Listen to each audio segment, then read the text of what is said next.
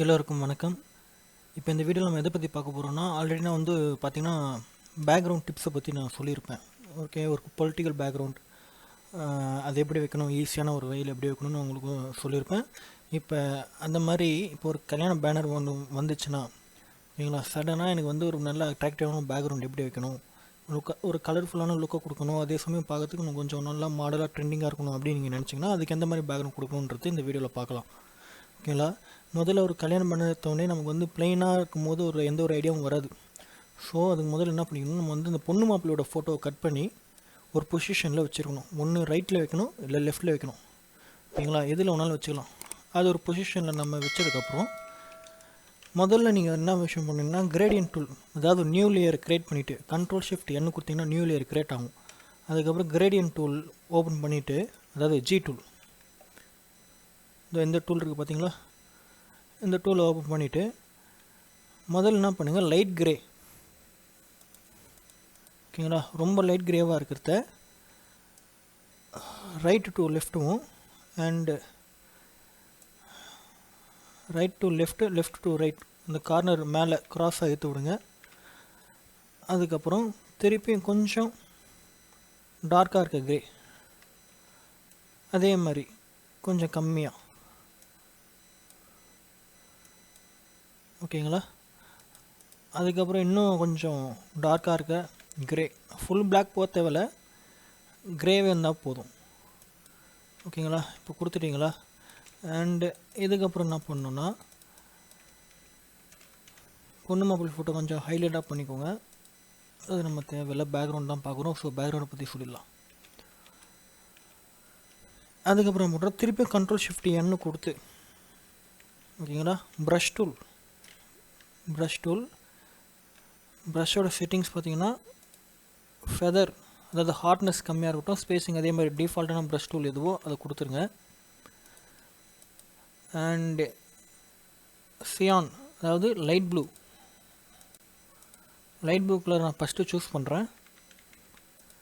Choose பண்ணிவிட்டு மாப்பிள்ளைக்கு back சைடில் வர மாதிரி நான் இப்போ நியூ லேயர் போட்டனால அந்த லேயர் வந்து இந்த பொண்ணு மாப்பிள்ளையோட லேயரோட முன்னாடி வந்து நிற்குது. ஸோ அந்த லேயர் நான் பின்னாடி அனுப்புகிறேன். அதுக்கப்புறம் பார்த்தீங்கன்னா அண்ட் மெஜெண்டா, அதாவது பிங்க் கலர், ஓகேங்களா, அந்த லேயர் கொடுத்து அந்த கலரை சூஸ் பண்ணிவிட்டு பொண்ணுக்கு பேக் சைடு நான் அந்த கலரை அப்ளை பண்ணுறேன். பார்த்துங்க, ஒரே ஒரு கிளிக் தான் பண்ணுறேன், நீங்களும் அந்த மாதிரி ஒரு கிளிக் தான் பண்ணணும். அண்ட் அதுக்கப்புறம் பார்த்தீங்கன்னா ஆரஞ்சு கலர் கொடுத்துட்டு அவங்க 2 பேர் தலையாண்ட ஒரு கிளிக், ஓகேங்களா, கொடுத்துட்டேன். நெக்ஸ்ட்டு வந்து பார்த்தீங்கன்னா அதே வெர்ஷனில் டார்க்கானது லைட் ப்ளூ கொடுத்தோம்ல, அதே கொஞ்சம் டார்க்கான ப்ளூவை கொடுத்துட்றேன். கொடுத்துட்டு ப்ரஷ் சைஸை நல்லா சின்னது பண்ணிக்கிட்டு அவங்க ஷோல்டரில் மட்டும் தெரிகிற மாதிரி, அதே மாதிரி பொண்ணுக்கும் ப்ரஷ் சைஸ் நல்லா சின்னது பண்ணிவிட்டு அவங்க ஷோல்டரை மட்டும் தெரிகிற மாதிரி. அப்போ அந்த மாதிரி பண்ணால் தான் பொண்ணு மாப்பிள்ளை ஃபோட்டோ கொஞ்சம் பார்க்குறதுக்கும் நல்லா ஹைலைட்டாக தெரியும். ஓகேங்களா, இப்போ வந்து பார்த்திங்கன்னா அந்த கலர் எனக்கு ரொம்ப சின்னதாக கொடுத்த மாதிரி இருக்குது. ஏன்னா ப்ரஷ் சைஸ் அவ்வளோதான் பெருசாகும், அதுக்கு மேலே பெருசாகாது. ஸோ நான் என்ன பண்ணுறேன்னா அந்த கலர் நல்லா Ctrl+T ட்ரான்ஸ்ஃபார்மேஷன் டூல் கொடுத்துட்டு நல்லா பெருசு பண்ணிக்கிறேன். ஓகேங்களா, இப்போ வந்து பார்த்திங்கன்னா பிளெண்ட் மோட் ஷிஃப்ட்டு பிடிச்ச மைனஸ் கொடுத்தா பிளெண்ட் மோட் மாறிட்டு வரும். ஓகேங்களா, அந்த மாதிரி நான் என்ன பண்ணுறேன், ஷிஃப்ட்டு பிடிச்சி மைனஸ் கொடுத்து எந்த கலர் சூஸ் ஆகுதோ பார்த்திங்கன்னா எனக்கு இந்த கலர் மேட்ச் ஆகாத மாதிரி தெரியுது. இல்லை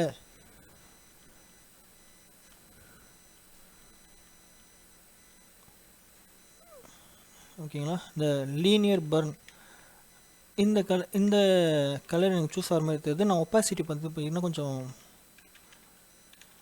இல்லை, ஃபுல்லாகவே 100% ஒப்பாசிட்டியாக இருக்கட்டும். ஓகேங்களா, இப்போ என்ன பண்ண போகிறேன்னா கீழே இன்னும் பொண்ணு மாப்பிள்ளை ஃபோட்டோ நல்லா எடுத்து காட்டுறதுக்காக திருப்பியும் நியூ லேயரை உருவாக்கி நல்லா 100% பிளாக், ஓகேங்களா, ஃபுல்லாக பிளாக்கை நான் சூஸ் பண்ணிவிட்டு அண்ட் இந்த சைடு கொஞ்சம், அதாவது பொண்ணு மாப்பிள்ளை ஃபோட்டோ ஹைலைட்டாக தெரியணும், அதுக்காக நான் அந்த பிளாக்கை நான் கொடுத்துக்கிறேன். ஓகேங்களா, என்ன பண்ணுறேன்னா எனக்கு வந்து அந்த பொண்ணு மாப்பிள்ளையோட லெஃப்ட் சைடும் ரைட் சைடும் ஒரு க்ளோ இருந்தால் நல்லாயிருக்கும், ஒரு சன்லைட்டோட எஃபெக்ட் இருந்தால் நல்லாயிருக்கும் அப்படின்னு நான் நினைக்கிறேன். ஸோ அதுக்காக என்ன பண்ணுறேன்னா, இந்த ஆல்ரெடி நான் வந்து சன்லைட் எஃபெக்ட் ரெடி பண்ணி வச்சுருக்கேன். அது எப்படி ரெடி பண்ணுறது நான் அடுத்த வீடியோவில் சொல்கிறேன் உங்களுக்கு. இப்போ அந்த சன்லைட் லேயர் நான் இந்த பேனருக்கு எடுத்துகிட்டு வந்துட்டேன். ஸோ அந்த பிளாக்லாம் நான் மறையணும்னா நான் என்ன பண்ணுவேன்னா, ஸ்க்ரீனுன்னு ஒரு பிளெண்ட் மோட் இருக்கும், அது கொடுத்தோடனே அந்த பிளாக் மட்டும் போகும், அந்த சன்லைட் எஃபெக்ட் மட்டும் உங்களுக்கு நல்லா தெரியும். ஓகேங்களா? இந்த சன்லைட் எஃபெக்ட் என்ன பண்ணுறேன்னா, அந்த பொண்ணு மாப்பிள்ளை மேலே படுற மாதிரி வேணுன்றதுக்காக என்ன பண்ணுறேன், அந்த லேயரை ஃபுல்லாக நான் மேலே தந்துடுறேன்.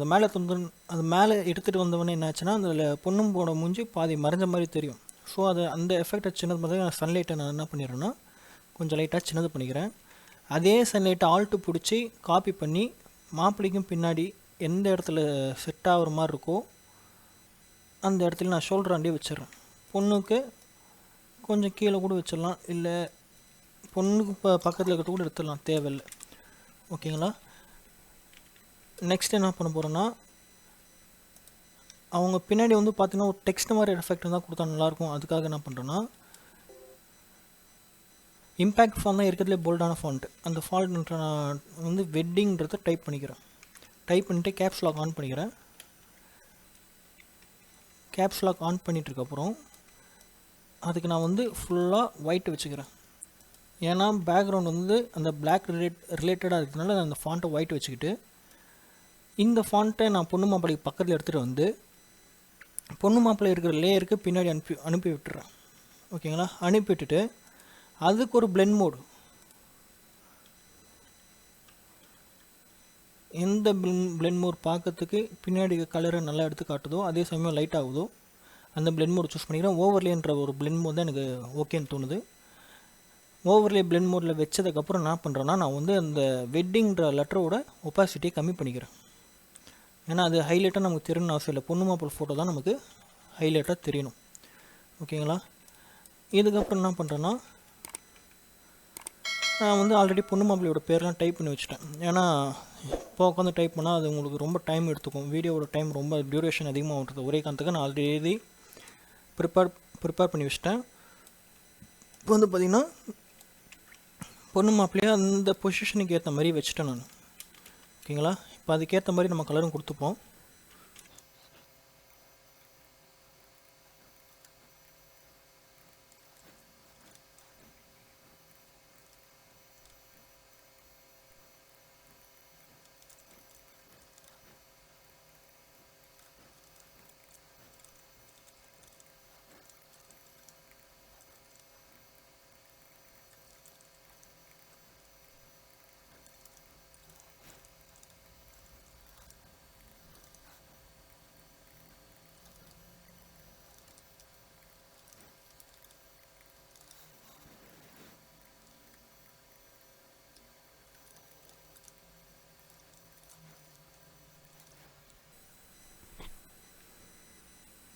ஓகேங்களா? இப்போ வந்து பார்த்திங்கன்னா நம்ம வந்து பொண்ணு மாப்பிள்ளைக்கு கலர் கொடுத்து அந்த ஃபாண்ட்லாம் ஒரு டெக்கரேஷன் பண்ணிட்டோம். அதுக்கப்புறம் பார்த்திங்கன்னா இப்போ ஒரு ஃபோட்டோ ஃப்ரேம் சைஸ், அதாவது பேனர் யார் போடுறாங்களோ அவங்க ஃபோட்டோ வைக்கிறதுக்காக ஒரு ஃப்ரேம் சைஸ்க்கு வச்சுட்டோன்னா இந்த பேனர் டோட்டலாக ரெடி.